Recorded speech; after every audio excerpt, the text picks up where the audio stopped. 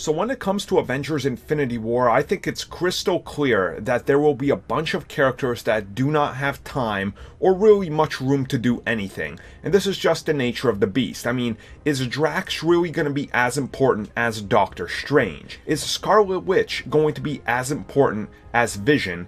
And is Vision really going to be as important as someone like Captain America and Tony Stark, who have carried the franchise? Now yes, even though Vision has a gem that's a part of him that's going to be central to the plot, you have to consider about the big hitters and who's going to be put on the forefront, the men that have carried the franchise. So when it comes to Avengers Infinity War, I think most people understand that there will be a lot of characters that only have a little bit to do, maybe a few lines, and they don't really get the spotlight that some people would want. But this is kind of just the nature of the beast. You know, you can't give all 25 plus characters a full plot line. That just doesn't make sense. So talking about that direct aspect recently, the directors of Avengers Infinity War, Joe and Anthony Russo, actually got to very particularly talk about how these stories intersect and what characters are going to be used where.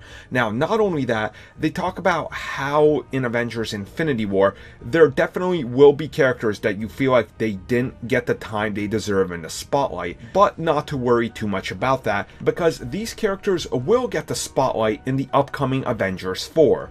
So more or less how they're coming at these movies is, let's try to make everybody important, but also we have to make everybody important and make it make sense and not make it seem like a jumbled mess.